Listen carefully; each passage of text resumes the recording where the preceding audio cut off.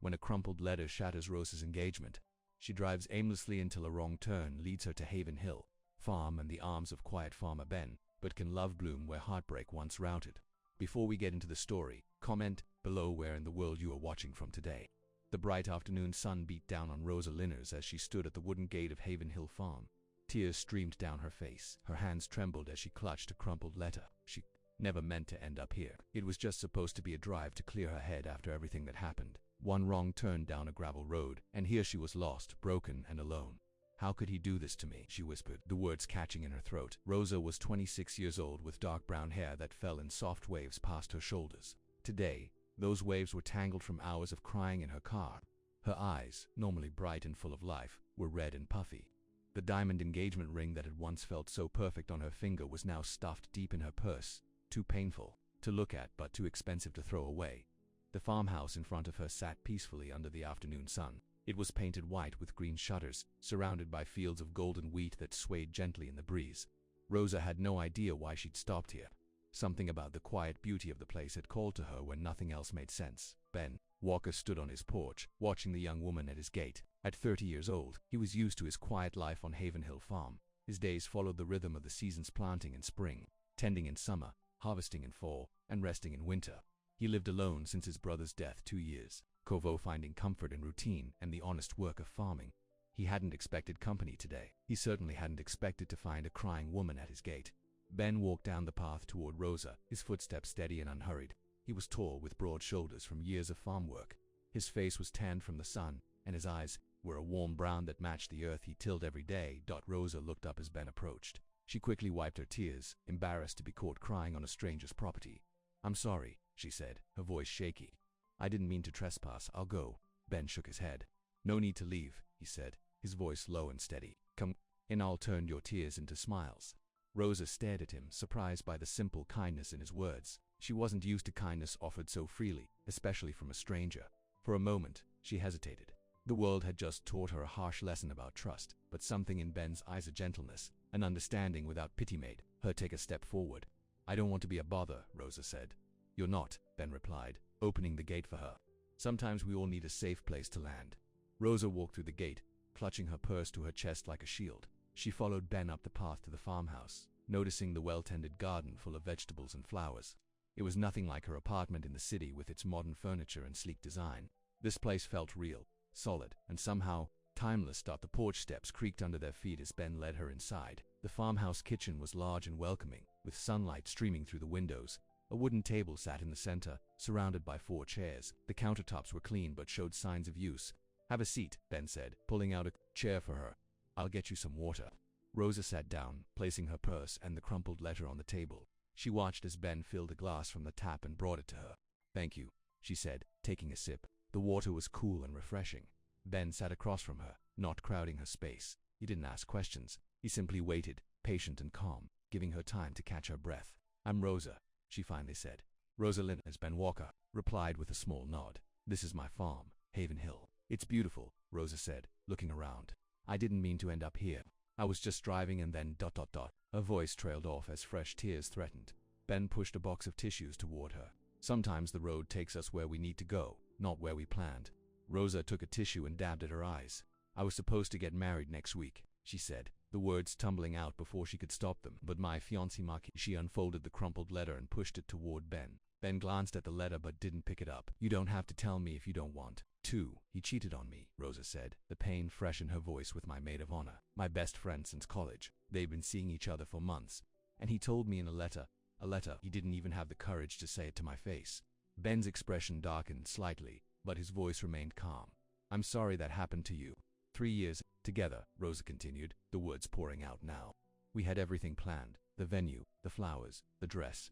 She laughed bitterly. "I have a wedding dress hanging in my closet that will never be worn." Ben was quiet for a moment. Then he said, "You didn't lose love, Rosa. You lost someone who didn't know what to do with it."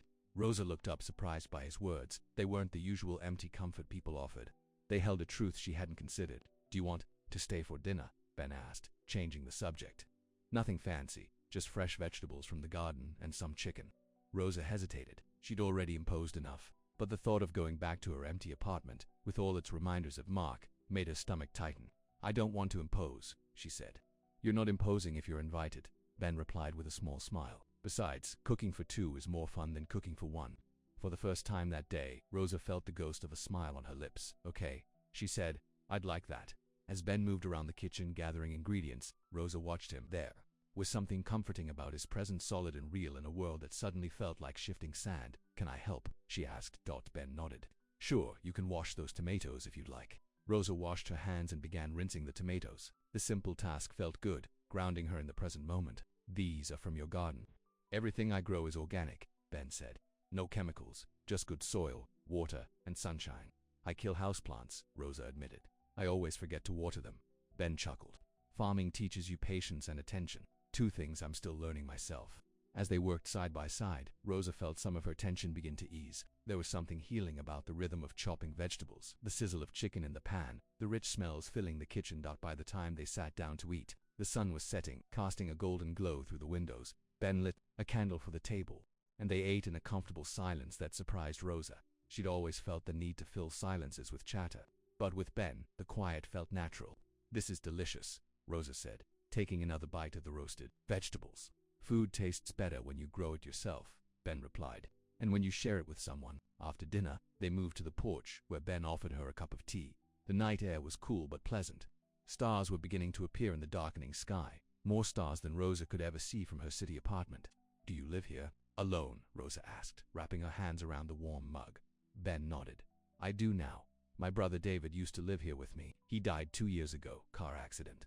I'm so sorry, Rosa said, feeling a stab of guilt for burdening him with her problems when he'd faced such a loss. We were close, Ben said, his voice softer now. He was the talker between us, always making jokes, always smiling. After he died, I kind of forgot how to do both. Rosa looked at Ben's profile in the fading light. That's a hard thing to forget. Yeah, Ben agreed. Sometimes we fix others to avoid mending ourselves, but with you, I want to heal together. The words hung in the air between them, surprisingly intimate for two strangers who'd just met. Yet Rosa didn't feel uncomfortable. Instead, she felt seen in a way she hadn't in a long time. I'm afraid, Rosa admitted, staring into her tea. I'm afraid that joy will never feel real again. That trust is something I'll never be able to give. I understand that, Ben said. I felt that way after David died. Like happiness was something that happened to other people. How did you get past it? Rosa asked. Ben looked out at his fields, now silvery in the moonlight. I'm still working on it, but the land helps. It doesn't lie to you. You put in the work, and it gives back. There's a truth in that I can hold on to. Rosa nodded, understanding what he meant. I forgot what it feels like to laugh and not feel foolish. We can work on remembering together, Ben said. As the night grew deeper, Rosa realized how exhausted she was. The emotional toll of the day had drained her completely. I should go, she said reluctantly. I've taken up enough of your time. Where will you go? Ben asked. Rosa hadn't thought that far ahead. He just said, I should have expected it. That's how the real world works. She laughed bitterly. The worst part is, he was right. That is how it worked. I just wasn't willing to play that game. James was quiet for a moment. I'm sorry that happened. To you it's fine. It taught me a valuable lesson. Alina looked out at the peaceful farm. I'm not meant for that world. I've always loved plants more than office politics anyway. What will you do next, after your temporary job here? James asked, emphasizing the word she always used to describe her stay. Alina shrugged. Apply to other firms, I guess. Maybe to start my own small business. I haven't thought that far ahead. You could stay, James said softly. The farm could use someone with your knowledge. I could use. He trailed off, suddenly looking vulnerable. James, Elena began, her heart racing. I've never stayed in one place long enough to be missed. That's not who I am. He looked at her intently. Maybe you just haven't found the right place to stay yet. The moment hung between them, heavy with possibilities. Alina stood up quickly. We should get back to work, she said, not meeting his eyes. Those seedlings won't plant themselves. As the weeks turned into a month, and then 2, Alina found herself becoming more attached to Golden Meadow Farm than she wanted to admit. She loved the rhythm of the days, the satisfaction of seeing things grow under her care, and most of all, the time spent with James.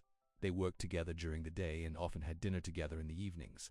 James would tell her stories about growing up on the farm, and she would share her dreams of creating gardens that could heal both the earth and the people who tended them. One evening, as they sat on the porch watching fireflies appear in the gathering dusk, James said, I've been thinking about expanding the lavender field, maybe adding some beehives. What do you think? That would be perfect, Elena replied enthusiastically. Lavender honey is amazing, and bees are crucial for pollination. James smiled at her excitement. I'd need help though, someone who understands plants plant systems as well as I understand farming. Alina felt a flutter of panic. He was asking her to stay, in his own indirect way. Before she could respond, he reached out and gently tucked a strand of hair behind her ear. Alina, he said softly, I know you said this is temporary, but I need to be honest with you. James, don't. I've built a life for two, even when it was just me, he continued, his eyes never leaving hers. You're the first person who fits in it. Elena's heart hammered in her chest. No one had ever looked at her the way James was looking at her now, like she was essential, not just convenient. I can't promise anything, she whispered. I'm not asking for promises, James replied. Just, don't rule it out. That's all. Before she could answer, her phone rang. She pulled it from her pocket, grateful for the interruption. Hello, she answered. Alina Morales. This is Barbara Chen from Greenscape Designs. Alina sat up straighter. Greenscape was one of the top landscaping firms in the country. Yes, this is Alina. I'm calling about your application. We're very impressed with your portfolio and experience. We'd like to offer you a position as our new sustainability director. Elena's mouth went dry. I thank you. That's unexpected. The salary is twice what you were making at Bennett, plus benefits. We'd need you to start in 2 weeks. Is that doable? Alina looked at James, who was watching her with concern. Can I think about it and call you back tomorrow? Of course. I'll email you the details right away. After hanging up, Alina stared at the phone in her hand. Good news? James asked, trying to keep his voice light. It was Greenscape Designs. They're offering me a job. Sustainability director. Wow, that's impressive. James swallowed hard. When would you start? 2 weeks. The pay is twice what I was making before. James nodded slowly, his eyes sad but understanding. You should take it. It's what you've been working toward, right? Yes, Alina said automatically. It was what she'd always wanted: recognition, respect, a chance to implement her ideas on a large scale. So why did it suddenly feel hollow? I need to think about it, she said. Standing up, I should go. James didn't try to stop her. Whatever you decide, Alina, I want you to be happy. That night, alone in her room, Alina paced back and forth. The job offer was perfect, everything she'd dreamed of before coming to Golden Meadow. It represented validation, success, proving everyone who doubted her wrong. But as she thought about leaving the farm, leaving James, a heavy weight settled in her chest. Could she really go back to the city, to office buildings and business suits, after experiencing the simple, honest life here? By morning, she'd made her decision. She called Barbara Chen and accepted the position. Then she drove to the farm to tell James he was in the orchard, pruning apple trees. When he saw her, he stopped working, his face carefully neutral. I'm taking the job, Alina said without preamble. James nodded, his eyes sad but not surprised. When do you leave, Sandy? I need to find an apartment in the city, I understand. He turned back to the tree he was pruning. I always knew you were meant for bigger things than this farm. James, it's okay, Alina, he interrupted gently. You don't owe me any explanations. I'm happy for you, really. But as Alina walked away, she knew neither of them was happy at all. The next few days passed in a blur of preparations. Alina gave notice at her rental, packed her few belongings, and tied up loose ends at the farm. James was unfailingly kind, helping her prepare for the move even as his eyes grew sadder each day. On her last evening, after finishing her final day of work, Alina lingered in the lavender field, running her fingers over the fragrant plants. I thought I'd find you here, James said, approaching quietly. I'm going to miss this place, Alina admitted. More than I expected to.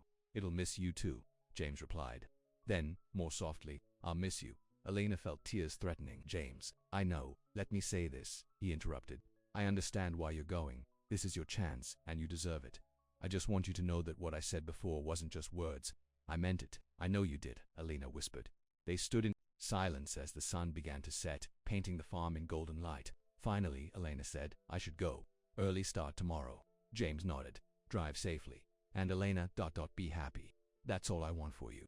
She left the farm with tears streaming down her face, wondering why doing the right thing for her career felt so painfully wrong. The next morning, Alina loaded the last of her belongings into a car. As she was about to leave, she noticed a small package on her doorstep. Inside was a pressed sprig of lavender and a handwritten note. You came here for a job. I gave you a field. You gave me hope. If you ever want to trade temporary for forever, I'll be waiting at the edge of the orchard. James. Alina sat in her car, the note clutched in her hand, her heart torn between the future she'd planned and the one she'd never expected to want. Alina drove away from her small rental house, James's note tucked in her pocket. Her eyes kept flicking to the rearview mirror, as if expecting to see him standing in the road. But there was only dust settling behind her car. The highway stretched ahead, pointing toward the city and her new life. She'd been driving for nearly an hour when she passed a sign that read city limits to 30 miles. Something inside her chest tightened. The job at Greenscape Designs was everything she'd worked for. Director of Sustainability. A corner office, respect, a chance to prove herself. So why did it suddenly feel empty? Alina pulled over to the side of the road, her hands shaking on the steering wheel. She took out James's note again, running her fingers over his handwriting. If you ever want to trade temporary for forever, ... A truck rumbled past, making her car shake. Alina closed her eyes, seeing James's face, the way he looked at her like she was something precious, not just useful, the way he listened when she talked about plants, the quiet strength in his hands. Without consciously deciding, Alina checked her mirrors, made a U-turn and headed back the way she'd come. By the time she'd reached Golden Meadow Farm, the morning sun was high in the sky. She parked near the barn and sat for a moment, gathering her courage. What if she was making a mistake? What if country life grew boring after a few months? What if James didn't really mean what he'd written? But deeper than all these doubts was a certainty she couldn't explain, that she belonged here. In this place, with this man who had seen her true self from the first moment. Alina got out of the car and walked toward the orchard. James was there, just as his note had promised, pruning apple trees with careful precision. He didn't notice her at first, his back turned as he reached up to clip a branch. "James," she called softly. He turned so quickly he nearly lost his balance. "Alina." She stood there, suddenly uncertain. "I thought I wanted roots somewhere else, but mine started growing the moment you said I was seen." James stared at her, his pruning shears still raised, as if afraid to believe what was happening. "I called Greenscape," Alina continued when he didn't speak. "I turned down the job." James slowly lowered the shears. "Are you sure that was your dream job?" Alina shook her head. "I thought it was, but dreams change." He took a step closer. "I want to stay, James, if you still want me to." A smile broke across his face like sunshine after rain. He closed the distance between them in 3 long strides and took her hands in his. "Then stay," he said, his voice rough with emotion, "and let me love you for every season to come." When he kissed her, Alina felt like she'd finally found home. The next few months were the happiest of Alina's life. She and James worked side by side, expanding the lavender fields and adding beehives just as they'd discussed. In the evenings, they would sit on the porch, planning the farm's future, their future. Alina moved into the farmhouse after a month. It felt natural, like the next step in a dance they'd been practicing all their lives. James gave her the second bedroom to use as an office, where she began designing a website to sell their lavender products online. "I was thinking," James said one evening as they sat at the kitchen table after dinner, "we could convert part of the north field to a display garden, show people what's possible with native plants and sustainable methods." Alina's eyes lit up, like an educational space, where people could learn about eco-friendly gardening. "Exactly." James smiled at her enthusiasm. "We could offer workshops, school tours, use your expertise to teach others." "James, that's brilliant." Alina leaned across the table and kissed him. "It combines everything I love: plants, education, and sustainability." "And me," James teased. "Where do I rank on that list?" "You're not on the list," Alina replied with a grin. "You're the reason for the list." Their life together wasn't without challenges.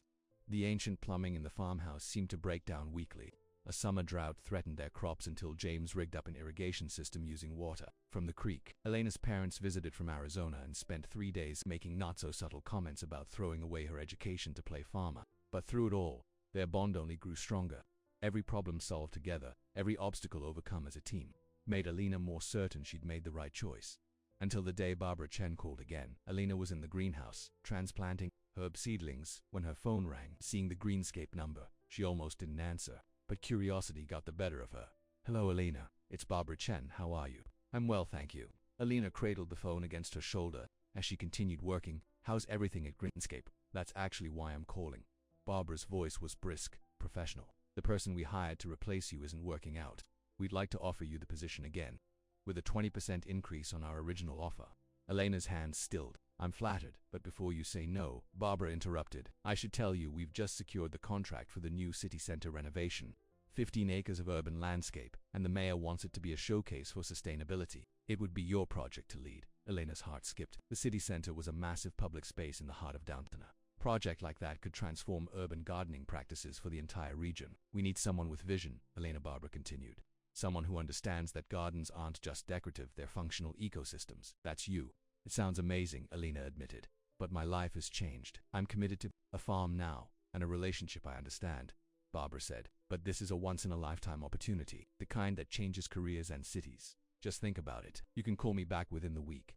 After hanging up, Alina sat motionless. Among the seedlings, the city center project was exactly the kind of work she'd dreamed of doing, proving that sustainable gardening could work on a grand scale, in the heart of a concrete jungle.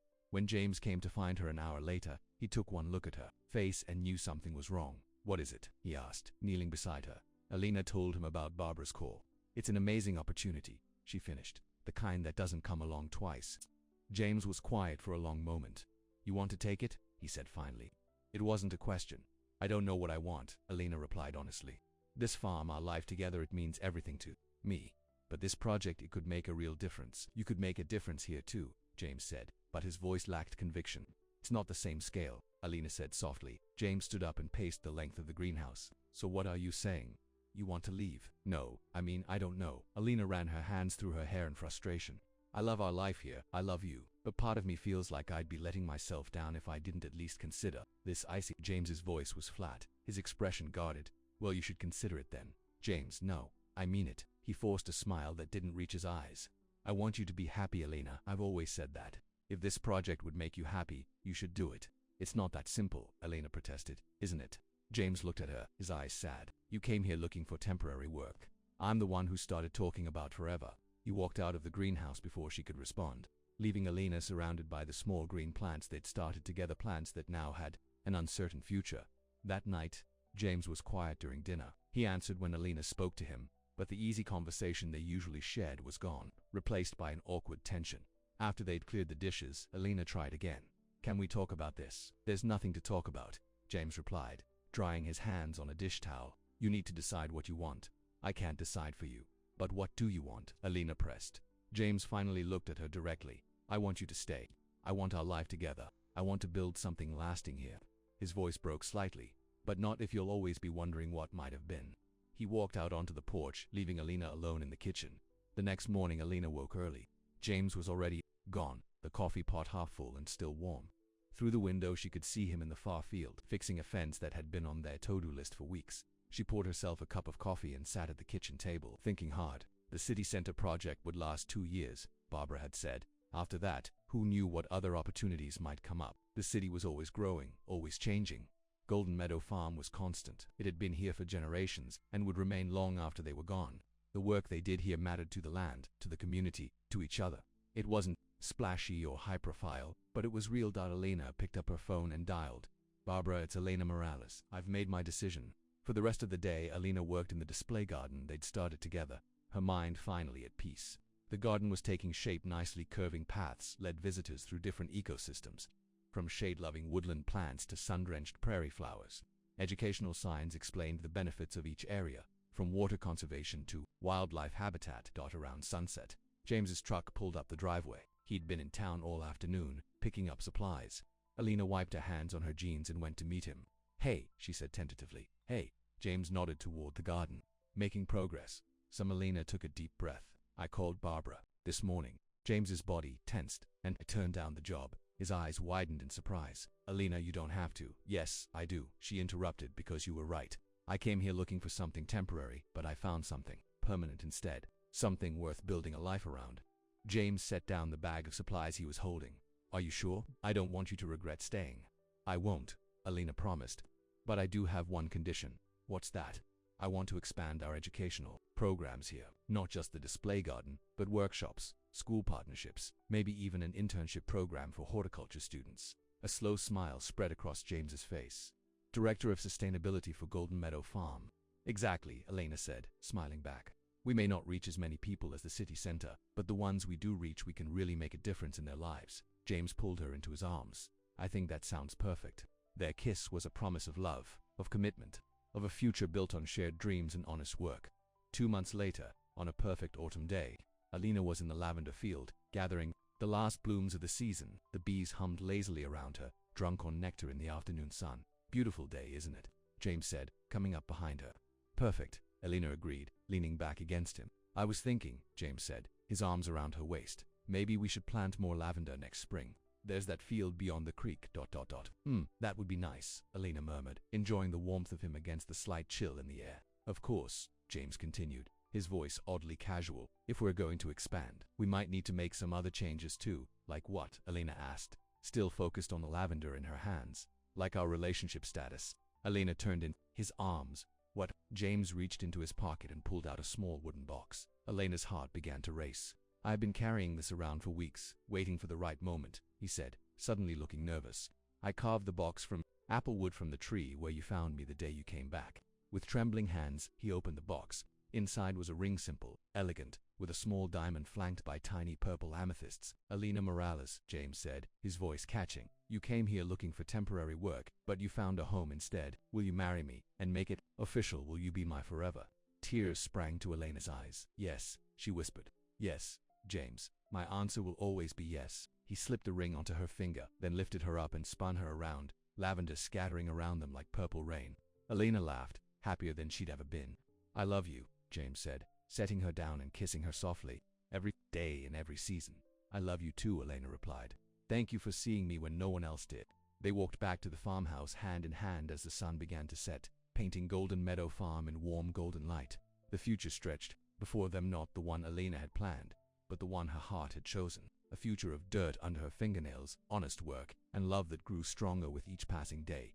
That evening, as they sat on the porch watching the first stars appear, Elena said, "I was thinking about our wedding." "Already?" James grinned. "We've only been engaged for 3 hours, I know, but I had an idea. What if we have it right here, in the display garden, in the spring, when everything's in bloom?" James nodded slowly. "I like that. A wedding surrounded by the life we've built together." "Exactly," Elena said, leaning her head on his shoulder. "And we could use all local flowers, of course. Maybe even some of our lavender, dried from this season." "My practical bride," James teased, kissing the top of her head. Elena smiled, looking out at the darkened fields that had become her home. "Not practical," she corrected, "just rooted." Finally, the next morning, Elena called her parents to share the news. Her mother's immediate concern was predictable. "But what about your career, honey, or your education?" "I have a career," Mom Elena explained patiently. "James and I are partners in the farm. I'm using my education every day, just not in the way you expected, but a farm in the middle of nowhere." Her mother sounded genuinely puzzled. "I thought you wanted to make a difference in the world." "I am making a difference," Elena said firmly. "Just one person at a time, instead of one city at a time. And I'm happy. Isn't that what you always said you wanted for me?" There was a pause on the other end of the line. "Yes," her mother finally admitted. "I did say that." "Then be happy for me," Elena urged. "Come to the wedding. See what we're building here. We'll be there." Her father's voice broke in. He must have been listening on the extension. "And we're proud of you, Elena. Always have been." After hanging, but Elena found James in the barn, working on plans for a new greenhouse. "Everything okay?" he asked, seeing her expression. "Everything's perfect," she assured him, wrapping her arms around his waist. "My parents are coming to the wedding. Even my mother is trying to understand." "That's good," James said, pulling her close. "But even if she never does, it doesn't change us." Right, Elena agreed. "Nothing changes us." As winter settled over Golden Meadow Farm, Elena and James spent the short days working and the long evenings planning, both for their spring wedding and for the farm's future. They decided to expand the educational programming, offering weekend workshops on everything from beekeeping to rain garden design. "We should create a scholarship program too," Elena suggested one snowy evening as they sat by the fire, "for students who want to learn sustainable agriculture but can't afford college." "I like that idea," James said. "We could partner with the community college, offer internships here." "Exactly." Elena's eyes sparkled with excitement. "We may be just one small farm, but we can still create ripples of change."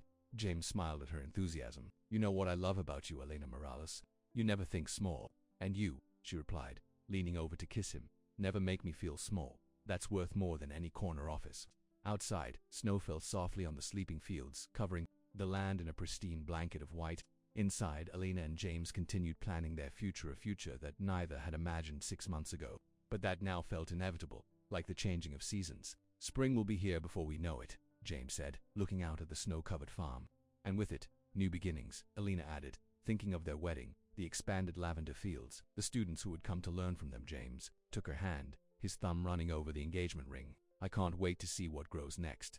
Elena smiled, squeezing his hand. "Whatever it is, we'll tend it together." Spring arrived at Golden Meadow Farm in a burst of color and fragrance. The display garden that Elena and James had worked on all winter came alive with early blooms, purple crocuses, yellow daffodils, and pink cherry blossoms from the small orchard. Their wedding was set for the first Saturday in May, when the garden would be at its peak. Elena had chosen a simple white dress that wouldn't look out of place on the farm, and James had a new suit, his first since his high school graduation. 2 weeks before the wedding, Elena was in the greenhouse, checking on seedlings, when a familiar car pulled up the driveway. She looked up in surprise. It was Richard, her ex-boyfriend from the city. Elena wiped her hands on her jeans and walked out to meet him, her stomach knotting with tension. "Richard," she said coldly, "what are you doing here?" He looked out of place in his expensive suit and shiny shoes, standing in the gravel driveway. "Hello, Elena. You're looking rustic. What do you want?" Elena crossed her arms in no mood for his games. Richard glanced around the farm with barely concealed disdain. Bennett is gone, he said abruptly. The company folded last month. I'm sorry to hear that, Elena replied, though she wasn't particularly surprised. Bennett Landscaping had been poorly managed for years. I've started my own firm, Richard continued. Urban Ecosystems. We're focusing on sustainable design for corporate campuses. Elena raised an eyebrow. You never cared about sustainability before, Richard shrugged. The market's changed. Everyone wants to be green now. He looked at her intently. I need a partner, Elena, someone who actually knows the science. Someone clients will trust. You can't be serious. Elena almost laughed. 50-50 split, Richard said. Your name on the door. Complete creative control over the designs. He spread his hands. It's what you always wanted. Elena shook her head in disbelief. You cheated on me, took a promotion that should have been mine, and now you expect me to go into business with you. That's ancient history, Richard waved dismissively. This is business. We were always good together professionally. The answer is no, Elena said firmly. I'm engaged now. I have a life here. Richard looked around the farm again, his expression skeptical. Playing in the dirt. Come on, Elena, you're better than this. You're wasting your talents. Is there a problem? James's voice came from behind them. He'd been working in the orchard and had noticed the unfamiliar car. Elena turned to him with relief. No problem. Richard was just leaving. James stepped forward, wiping his hand on his shirt before extending it. James Rowe. Richard hesitated before shaking James's hand briefly. Richard Bennett. Elena and I worked together in the city. Did more than work together, from what I've heard, James said mildly. But his eyes were watchful. An awkward silence fell between the three of them. Well, Richard finally said, my offer stands, Elena. Think about it. You have my number. He got back into his car and drove away, leaving a cloud of dust behind him. What offer? James asked, turning to Elena. She told him about Richard's proposal. Can you believe the nerve of him, after everything he did? James was quiet for a moment. It's a good opportunity, though. Your name on the door. Creative control. Elena stared at him. You can't possibly think I'd consider it, wouldn't you? James's voice was unnaturally calm. It's what you wanted before. To make a difference on a big scale. That was before, Elena insisted. Things are different now. Are they? James asked. Or are you just settling because it's easier? Elena felt like she'd been slapped. Settling. Is that what you think this is? James ran a hand through his hair in frustration. I don't know, Elena. Every time an opportunity from your old life shows up, I have to wonder if someday you'll regret choosing this one instead. That's not fair, Elena protested. I turned down Greenscape. I sent Richard packing. What more do I have to do to prove I want to be here? I don't know, James admitted. Maybe I'm the problem. Maybe I can't believe someone like you would choose someone like me. Someone like me, Elena repeated. What is that supposed to mean? You know what I mean, James said. Educated, ambitious. You could be designing gardens for millionaires or cities. Instead, you're here, with dirt under your nails and a farmer who barely finished community college. Elena's anger softened. Is that what this is about? You think you're not good enough for me? James looked away. I think eventually you'll realize it. Maybe not today, maybe not this year, but someday. James Rowe, Elena said firmly, taking his face in her hands. Look at me. He reluctantly met her eyes. I love you, she said. Not because you're convenient or easy or my only option. I had other options. I chose you. I choose you every day. Even when your fancy ex shows up offering partnerships. James asked, a hint of vulnerability in his voice.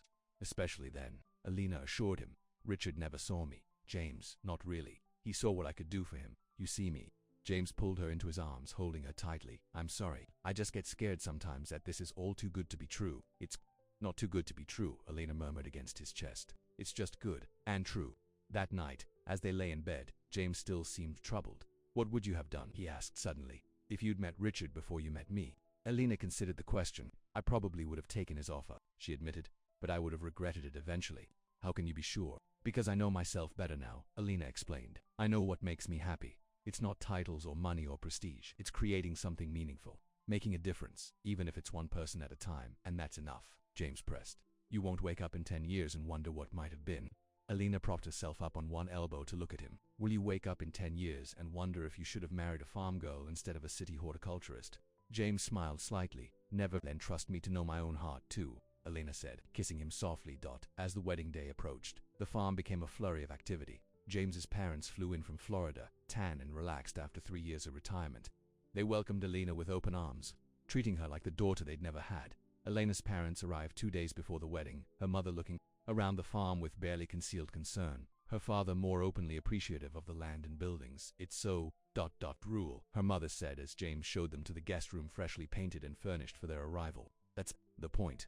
Mom, Alina replied with a patient smile. It's a farm. Later, as Elena gave them a tour of the property, her father seemed genuinely impressed by the sustainable systems they'd put in place: the rainwater collection, the solar panels on the barn roof, the companion planting in the vegetable gardens. You've done good work here, he told Alina, giving her a hug. Different from what we expected, but good. Her mother was harder to convince. At dinner that night, she kept steering the conversation toward opportunities in the city, as if hoping Alina might suddenly change her mind. Barbara Chunyu, remember, from Greenscape Designs, on the board of the Botanical Society now, she mentioned casually. Such important connections, Mom, Elena said firmly. I'm getting married in 2 days. To James here, on this farm. This is my life now, and I'm happy. Can you try to be happy for me? Her mother looked at her for a long moment, then sighed. I just want what's best for you, sweetheart. This is what's best for me, Alina said, reaching for James's hand across the table. He is what's best for me. The night before the wedding, after their parents had gone to bed, Alina and James sat on the porch swing, looking out at the moonlit farm. Nervous, James asked, his arm around her shoulders. Not about marrying you, Alina replied. A little nervous about the ceremony. What if it rains? What if my mother makes a scene? Then we'll get wet. Or we'll handle your mother, James said simply. As long as we're married at the end of the day, that's all that matters. Alina leaned her head against his shoulder. When did you get so wise? Must be all that fresh air and honest labor, James teased. They sat in comfortable silence for a while, listening to the chorus of frogs from the creek and the soft hooting of an owl in the distance. I have something for you, James said finally. A wedding gift. I was going to wait until tomorrow, but I want you to have it now. He pulled an envelope from his pocket and handed it to her. Inside was a deed. What's this? Alina asked, puzzled. The field across the creek, James explained. The one we talked about expanding into. I bought it last month. Alina looked at the deed in surprise. But how? I thought old Mr. Jenkins wasn't willing to sell. He changed his mind when I told him what we wanted to do with it, James said. A teaching garden, open to the community. A place where people can learn about sustainable agriculture. Alina stared at him, her eyes filling with tears. James, this is… I don't know what to say. Say you'll help me turn it into something amazing, James replied. Something that combines your knowledge and my experience. Something that's ours. Of course I will, Alina said, throwing her arms around him. It's perfect. You're perfect. James laughed. Far from it, but I'm trying to be worthy of you. You already are, Alina assured him. More than worthy. The wedding day dawned clear and bright, as if nature itself approved of their union. The display garden was transformed with white chairs for the guests, and an arch of flowering branches where they would say their vows. Alina got ready in the farmhouse, her mother helping her with her dress while her father waited nervously downstairs. You look beautiful, her mother said, adjusting the simple veil in Elena's dark hair. Her voice caught slightly. Truly beautiful. Thanks, Mom, Elena said, surprised by the emotion in her mother's voice. I was wrong, her mother admitted suddenly. About all of this. About James. Elena turned to look at her. What do you mean? I thought you were settling for less than you deserved, her mother explained. But seeing you here, seeing how you are together, it's not settling at all, is it? No, Elena agreed softly. It's finding what I never knew I was looking for. Her mother hugged her carefully, mindful of the dress. I'm happy for you, sweetheart, really happy. When it was time, Elena walked down the garden path on her father's arm. The guests, a small gathering of family, neighbors, and friends, stood as the wedding march played on a violin, performed by James's cousin. But Elena barely noticed any of them. Her eyes were fixed on James, waiting for her under the arch of flowers, looking more handsome than she'd ever seen him in his new suit. The love in his eyes as he watched her approach was so intense it almost took her breath away. The ceremony was simple and heartfelt. They exchanged traditional vows, their voices steady and sure. When the minister pronounced them husband and wife, James kissed her with such tenderness that several guests were seen wiping away tears. The reception was held in the barn, decorated with wildflowers and twinkling lights. They danced their first dance as husband and wife to an old country song about finding love in unexpected places. Happy, Mrs. Rowe, James whispered in her ear as they swayed together. Deliriously, Elena replied. And you, Mr. Rowe. More than I ever thought possible, he said, pulling her closer. Thank you for coming back that day, for choosing this life. For choosing me. Best decision I ever made, Elena assured him later. As they cut the cake homemade by James's mother, Lena looked around at the smiling faces of their guests. Even her mother seemed genuinely happy, chatting animatedly with James's father about their shared interest in birdwatching. I think our families are going to get along just fine, James observed, following her gaze.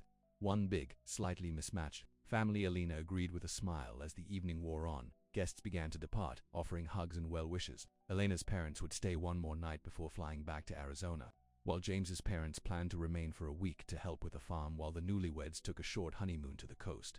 When the last guest had gone, Alina and James stood in the barn doorway, looking out at their farm now, truly theirs together, in name as well as in heart. "What are you thinking?" James asked, his arm around her waist. "That I'm exactly where I'm supposed to be," Alina replied. "That sometimes the best plans are the ones you never made." James smiled, kissing the top of her head.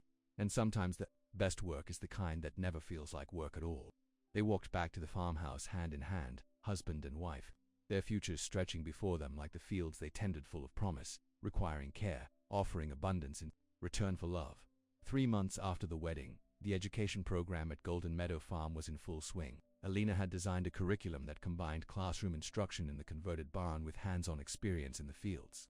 Their first group of students, a mixture of retirees looking for new hobbies, young people interested in sustainable living, and a few serious horticulture enthusiasts, had just completed the 6-week course. "I think it went well," Alina said as she and James cleaned up after the graduation celebration. "Don't you?" "Better than well," James replied. "Did you see Mrs. Henderson's face when her tomato plants finally produced? She looked like she'd won the lottery." Alina laughed. "And Bob Johnson and I thought he was going to cry when we showed him how to graft apple trees." "People are hungry for this," James said, growing serious. "For connection to the land, for knowledge that's been lost over generations, and we're giving it back to them," Alina added. "One person at a time." The farm was thriving too. The expanded lavender fields were in full bloom, attracting not just bees but tourists who came to take photos and buy their products: soap sachets, honey, and dried bouquets. The online store Alina had set up was doing better than they'd expected, with orders coming in from across the country. One evening in late summer, as they sat on the porch after a long day of work, James said, "I've been thinking about the Jenkins field." "What about it?" Alina asked, sipping her iced tea. "We should start planning what we want to do there," James said. "The teaching garden, like we talked about." "I've actually been sketching some ideas," Alina admitted. "I was thinking we could divide it into different ecosystem zones: woodland, prairie, wetland, and so on. Show people how to work with their natural environment instead of against it." James nodded enthusiastically. "And maybe a children's garden too, something interactive where kids can learn about plants in a fun way." "I love that idea," Alina said. "We could have child-sized tools, a sensory garden with plants they can touch and smell, maybe even a small maze made of sunflowers." As they continued brainstorming, Alina felt a wave of contentment wash over her. This was what she'd been missing in her corporate job: the freedom to create something truly meaningful, the joy of working alongside someone who shared her vision. "What is it?" James asked, noticing her expression. "Just thinking about how different my life is now," Alina replied. "A year ago, I was sitting in traffic every morning, heading to a job where I was undervalued, dating a man who didn't really see me. Now look at us." James squeezed her hand. "I thank my lucky stars every day that you drove up that driveway looking for temporary work." "The best kind of temporary," Alina said with a smile. "The kind that turns into forever." The next morning, Alina woke feeling strangely nauseated. She barely made it to the bathroom before getting sick. "Are you okay?" James called through the door, concern in his voice. "Fine," Alina managed. "Must have been something I ate." But the same thing happened the next day, and the day after that. Always in the morning, always followed by a return to normal by midday. After a week of this, James put his foot down. "You need to see a doctor." "It's probably just a bug," Alina protested. "Please." James's eyes were worried. "For me," Alina relented and made an appointment with the local doctor. After examining her and running some tests, Dr. Williams came back into the exam room with a smile. "Well, Mrs. Rowe, I can tell you exactly what's causing your morning sickness," she said. "You're pregnant, about 6 weeks along, I'd estimate." Alina stared at her in shock. "Pregnant, but we weren't. I mean, we talked about waiting a year or two." "Life has its own timeline sometimes," Dr. Williams said kindly. "Are you happy about this news?" "Yes," Alina said, realizing it was true. "Yes, I am. Just surprised." "That's normal," the doctor assured her. "I'll want to see you again in a month. In the meantime, take these prenatal vitamins and try to rest when you need to." Alina drove home in a daze, her mind racing. A baby, a tiny life, half her and half James, growing inside her. How would James react? They'd talked about children in the abstract someday, after the farm was more established, after the educational program was running smoothly. When she pulled up to the farm, James was waiting on the porch, clearly anxious. "What did the doctor say? Are you okay?" Alina got out of the car slowly. "I'm fine, better than fine, actually." "Then what is it? Why have you been sick?" Alina took a deep breath. "James, I'm pregnant." His eyes widened. For a moment he seemed frozen in place. Then a slow smile spread across his face. "Pregnant, really?" Alina nodded, suddenly nervous. "I know we said we'd wait," but she didn't get to finish. James swept her up in his arms, spinning her around on the driveway. "A baby. We're having a baby." His joy was infectious. Alina laughed, relief washing over her. "So you're happy about this?" "Happy doesn't begin to cover it." James said, setting her down gently, ecstatic, terrified, overwhelmed, but mostly just in awe. He placed his hand reverently on her still flat stomach. Our child is in there. Our future. Due in early April, Alina told him, just in time for spring planting. James's eyes filled with tears, perfect timing. That evening they sat on the porch swing, James's arm protectively around Alina, both lost in thoughts of the future. We'll need to convert the office into a nursery, James said, and maybe hire some help for the busy season next year. One step at a time, Alina laughed. We have months to prepare. I know, James said. I just want everything to be perfect. It won't be perfect, Alina said realistically, but it will be ours. That's better than perfect. As summer faded into fall, Alina's body began to change. The morning sickness passed, replaced by a new roundness to her figure and a glow that made her more beautiful than ever in James's eyes. They worked side by side, preparing the farm for winter, planting cover crops in the fields, mulching the perennial beds, harvesting the last of the vegetables before frost. Alina moved more slowly now, taking breaks when she needed them, while James watched over her with loving concern. I'm pregnant, not made of glass, she would tease when he tried to take heavy tools from her hands. Humor me, he would reply. It's my first time being a father. In October they began work on the nursery. James insisted on making the crib himself, carefully selecting wood from the old oak tree that had fallen in last year's storm. This way our child will sleep in a piece of the farm, he explained as he sanded the wood smooth, connected to this land from the very beginning. Alina, painting the walls a soft green, smiled at his sentiment. Just like we are. As the days grew shorter and the nights colder, they spent evenings by the fire, making plans and dreaming dreams. For their child, what if it's a girl? James wondered, his hand on Alina's growing belly. A daughter with your eyes and determination, or a boy with your gentle heart, Alina countered. Either way, this child will be loved. And free, James added. Free to choose their own path, whether it's on this farm or somewhere else entirely. Alina looked at him in surprise. You'd be okay with that, if our child didn't want to take over the farm someday? James nodded slowly. I want them to find what makes them happy. Just like you did, just like we both did, Alina corrected, leaning against him. Together.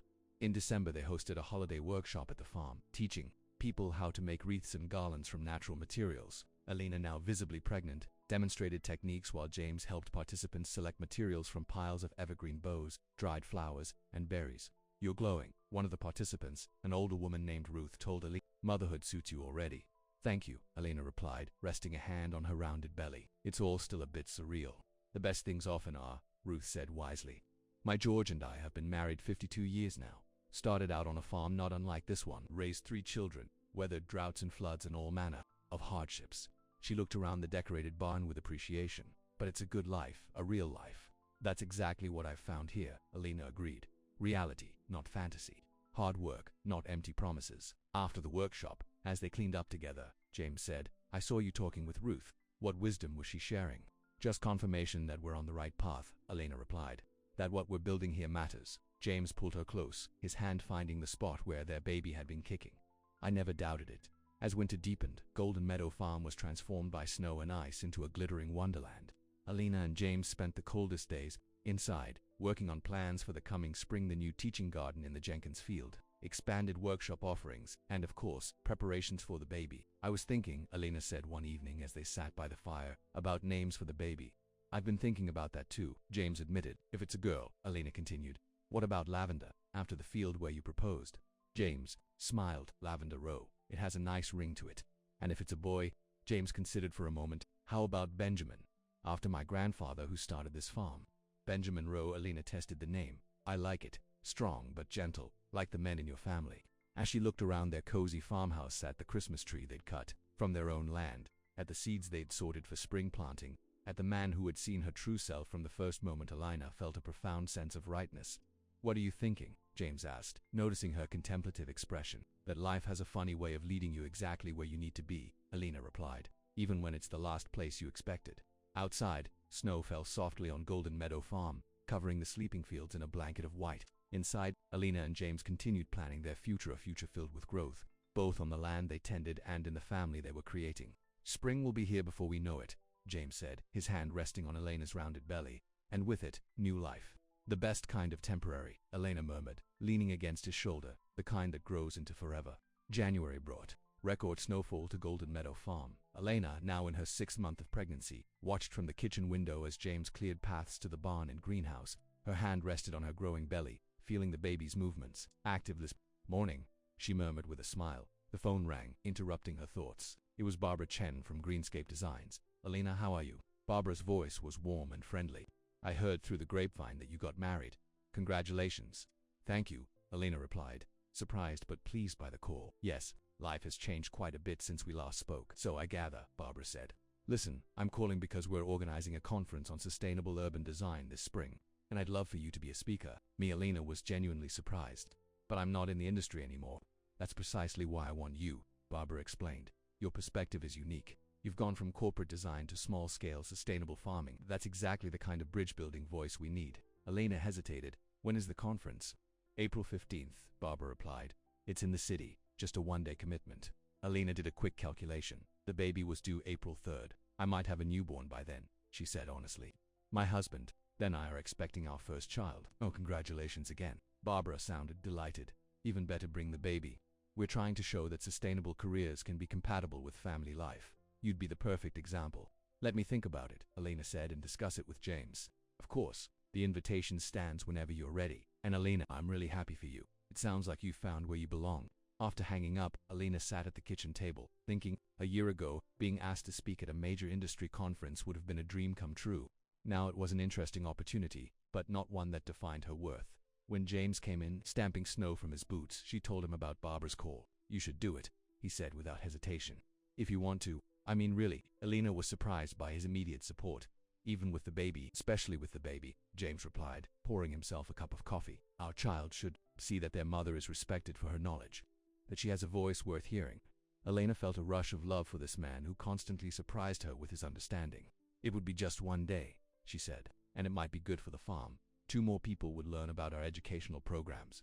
Then it's settled, James said, leaning down to kiss her. The Rows are going to the city.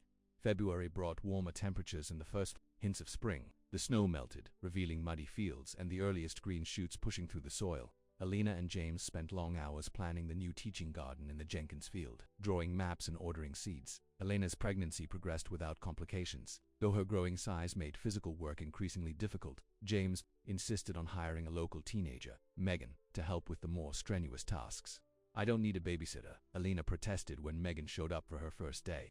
She's not for you, she's for me, James insisted, so I don't worry myself sick every time you bend over to pull a weed. Alina rolled her eyes but accepted the help. Megan turned out to be a blessing, eager to learn, hardworking and genuinely interested in plants. She reminded Alina of herself. At that age, before college and career ambitions had narrowed her focus, have you thought about studying horticulture? Alina asked one day as they worked together in the greenhouse. Megan shrugged. My parents want me to be a doctor or lawyer, something that makes real money, and what do you want? The girl hesitated. I like this, she admitted. Working with plants, being outside, but everyone says there's no future in farming. Alina smiled, remembering her own mother's concerns. There are many paths to a meaningful life, Megan. Sometimes the ones other people value most aren't the ones that will make you happy. Is that why you left the city? Megan asked curiously. Everyone says you had some fancy job before you came here. I did, Alina acknowledged, and in some ways it was impressive. Good salary, nice office, prestigious projects. But something was missing. What? Alina thought for a moment. Connection. To the land, to the community, to my own values. I was designing gardens I never got to see grow.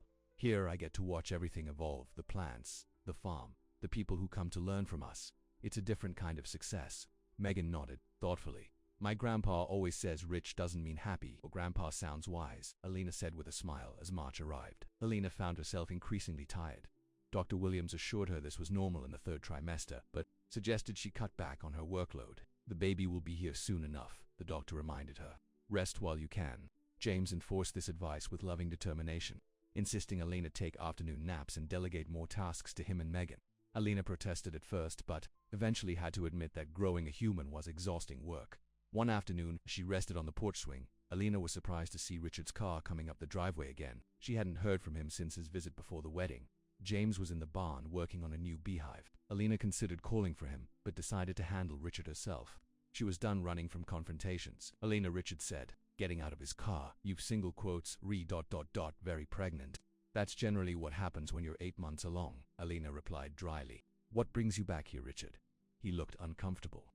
I wanted to apologize for last time. I was presumptuous. Alina raised an eyebrow, genuinely surprised. Yes, you were. And to tell you that you were right, he continued. About sustainability, about design principles. About a lot of things. What happened? Alina asked, curious despite herself. Richard sighed. I tried to cut corners on a major project. Used non-native plants that looked good but weren't suited to the environment. The whole installation failed within months. Cost me the client and my reputation. I'm sorry to hear that, Alina said, and meant it.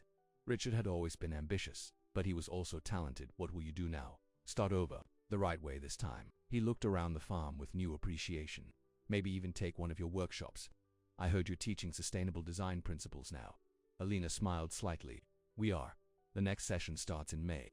I'll be there, Richard promised. He hesitated, then added, You look happy, Alina. It suits you. I am happy, she replied simply. After Richard left, James came out of the barn. Was that who I think it was? Alina nodded. He came to apologize and possibly to sign up for our workshop. James's eyebrows shot up really. Mr. City Slicker wants to learn from us country folk. Apparently, Alina laughed. Life is full of surprises. Speaking of surprises, James said, pulling an envelope from his pocket. This came for you today. Alina opened it to find a formal invitation.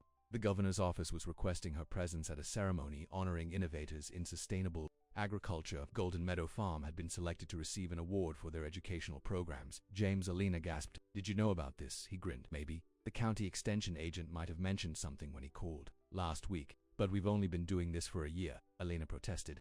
There must be farms more deserving. Not according to the selection committee, James said proudly. They were particularly impressed by how we've combined traditional farming knowledge with modern sustainability science. Apparently, it's exactly the kind of bridge building they want to encourage. Alina shook her head in amazement. When I came here looking for temporary work, I never imagined this. That's the funny thing about temporary, James said, sitting beside her on the swing. Sometimes it's just the beginning of something permanent. The last weeks of Elena's pregnancy seemed to crawl by. April began with gentle rain showers that turned the farm a vibrant green. The baby's due date came and went with no signs of labor. Comfortable in there, aren't you? Alina murmured to her belly as she waddled around the farmhouse. Increasingly impatient, James tried to keep her spirits up, bringing her fresh flowers from the greenhouse and making her favorite meals. At night he read to the baby, his voice, a gentle rumble against her belly. The little prince asks the fox to tame him. He read from the book Alina had always loved. What does tame mean? Asked the little prince. It means to establish ties, said the fox. We're already tamed, Alina murmured sleepily. All three of us. 5 days past her due date. In the middle of the night, Alina woke with a sharp pain. James, she whispered, shaking him awake. I think it's time. The labor progressed quickly. By the time they reached the hospital, Alina was already 6 centimeters dilated. 3 hours later, with James by her side, coaching and encouraging her through each contraction, their daughter was born, a healthy 7-pound baby girl with her father's gentle eyes and her mother's determined chin. Lavender, Alina whispered as the nurse placed the swaddled infant in her arms. Lavender Hope Rowe. James, tears streaming down his face, touched his daughter's tiny hand with a reverent finger. She's perfect. Welcome to the world, little one, Alina murmured. We've been waiting for you. The first weeks of Lavender's life passed in a blur of feedings, diaper changes, and precious moments of discovery. Alina was amazed by how completely this tiny human had captured her heart. James proved to be a natural father, walking the colicky baby through the farmhouse at night, singing off-key lullabies that somehow always soothed her. When Lavender was 2 weeks old, Barbara Chen called about the conference. I completely understand if you can't make it, she said when Alina explained that the baby had arrived. A newborn is more than enough to handle. Alina looked at James, who was giving Lavender her bottle. He nodded encouragingly. Actually, I think we can make it work, Alina said. If the offer to bring the baby still stands, absolutely. Barbara sounded delighted. We'll arrange a quiet room for feeding and changing. And your session will be in the morning so you can leave early if needed. The day of the conference, Alina felt a mixture of nerves and excitement. It had been over a year since she'd been in a professional setting. Would she still fit in? Would people take her seriously now that she was just a farmer? James, sensing her anxiety, squeezed her hand as they drove to the city. You're going to be amazing, he assured her. Just be yourself. The conference center was bustling with landscape architects, urban planners, and sustainability experts. Alina attracted curious glances as she moved through the crowd with Lavender snuggled against her chest in a baby carrier. James followed with a diaper bag, taking everything in with interest. Barbara greeted them warmly. Alina, you look wonderful. And this must be baby Lavender. She's beautiful. Thank you, Alina replied. And thank you for accommodating us. Are you kidding? You're the talk of the conference already, Barbara said. Everyone wants to meet the woman who left corporate design to start a teaching farm. Elena's presentation was scheduled for 10 a.m. as she stood at the podium. Lavender, sleeping peacefully in James's arms in the front row, she looked out at the sea of attentive faces. A year and a half ago, she began. I arrived at Golden Meadow Farm with a resume in my hand and disappointment in my heart.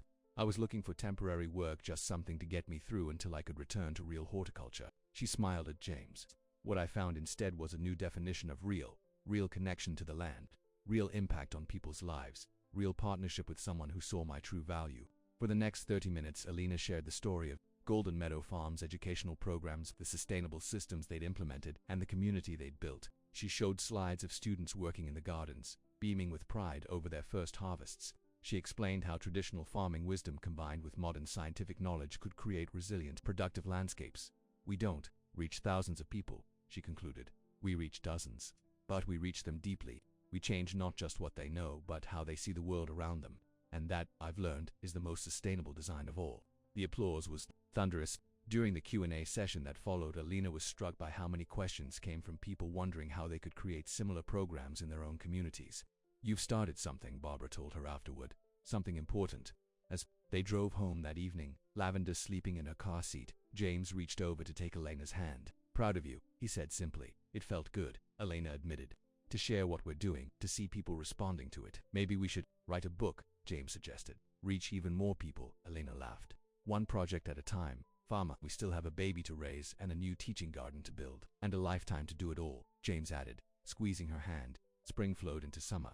The farm came alive with visitors, students attending workshops, tourists buying lavender products, local families participating in community garden days. Alina and James took turns caring for Lavender, who grew stronger and more alert each day, her eyes following the butterflies that danced above her stroller. The Jenkins field was transformed according to their plant's ecosystem. Zones demonstrated different plant communities, a children's garden invited exploration, and a central gathering space hosted workshops and community meals. On a perfect June evening, as the sun began to set over Golden Meadow Farm, Alina sat on a blanket in the lavender field, watching James play with Lavender. The baby giggled as her father lifted her high above his head, her little legs kicking with excitement. Alina thought back to the day she'd arrived at the farm, desperate for any job, convinced that her real life was on hold. How wrong she'd been. This man, this child, this land, this was the most real her life had ever been. James came to sit beside her, settling Lavender in her lap. What are you thinking about? He asked, noticing her contemplative expression. About how different my life is from what I planned, Alina replied. And how much better? No regrets? James asked, his arm around her shoulders. Alina looked around at the farm they'd built together, the fields buzzing with bees, the barn where students gathered to learn, the greenhouse where new ideas took root. She looked at their daughter, who would grow up with soil under her fingernails and stars over her head. Not one, she said softly. Every choice led me here, to you, to this, even the painful ones. James kissed her gently. Remember what I said that first day. You can have the job for as long as you want, but my love will be forever. Alina smiled, leaning against his shoulder. It was a pretty bold line for a first meeting. But true, James said. Every word of it. As twilight deepened, they gathered up the baby and walked back to the farmhouse, hand in hand. Ahead of them, fireflies began to twinkle in the gathering darkness, lighting their way home. Forever looks good on us, Alina said, watching the lights of their farmhouse grow closer. It does, James agreed, his voice full of quiet joy. It really does. In the years that followed, Golden Meadow Farm flourished. The educational programs expanded, drawing students from across the country. Alina and James welcomed a second child, Benjamin. James Rohu shared his father's love for the land and his mother's scientific curiosity. Lavender grew into a thoughtful young girl who could name every plant on the farm and charmed visitors with her knowledge. Ben followed her everywhere, his small hands eager to help with whatever project his big sister undertook. Elena's parents became regular visitors, eventually buying a small house in town so they could spend summers near their grandchildren. Elena's mother, once so concerned about her daughter's wasted education, now proudly told everyone about the innovative teaching farm her daughter and son-in-law had created. She finally understands, Elena told James one evening as they watched their children chasing fireflies in the yard, that success isn't just about titles and salaries. It's about this, James said, gesturing to the scene before them, their children laughing, the farm peaceful around them, the future stretching out with endless possibility. One autumn day, as Alina harvested apples in the orchard with 10-year-old Lavender, her daughter asked a surprising question. Mom, why did you come to the farm that first day? Alina paused, an apple in her hand. I needed a job, she answered honestly. I was hurt and disappointed, and I needed somewhere to heal. But you stayed because of Dad. Lavender pressed. Alina smiled. I stayed because I found something I didn't know I was looking for. Something better than what I thought I wanted. What was that? Lavender asked, climbing higher in the tree to reach more apples. A place where I could be myself, Alina replied. Where what I did mattered. where I was loved not for what I could accomplish, but for who I was. Lavender considered this, her young face serious. "I'm glad you stayed," she said finally. "Me, too, sweetheart," Alina said. "Me too." That evening, after the children were in bed, Alina found James on the porch, looking out at the moonlit farm. "Happy?" he asked, as she sat beside him. A question he still asked regularly, even after all these years. "More than I ever thought possible," she replied, leaning against his shoulder. "You every day," he said, kissing the top of her head. "Every single day." They sat in comfortable silence, listening to the night sounds of the farm, the rustle of leaves, the distant hoot of an owl, the gentle creaking of the house that had become their home. "You know," Alina said after a while, "when I drove up that driveway all those years ago, I thought I was just looking for temporary work, and I knew from the first moment that I wanted to give you forever," James replied. "I'm glad you took the offer." Alina smiled in the darkness. "Best deal I ever made." Above them, stars filled the country sky, the same stars that had witnessed their beginning and would watch over their future. Around them, Golden Meadow Farm slept peacefully, a testament to what could grow when love and purpose took root in fertile soil. "Forever," Alina murmured, taking James's hand in hers. "It still sounds good to me." "To me too," James replied, his voice full of the same quiet certainty that had drawn her to him from the start. "Always has, always will." And in that moment, as on countless others before it, Alina knew with absolute clarity that what had begun as temporary had become the most permanent, most precious thing of all her life, built on love, shared purpose, and the daily miracle of growing things together. The end.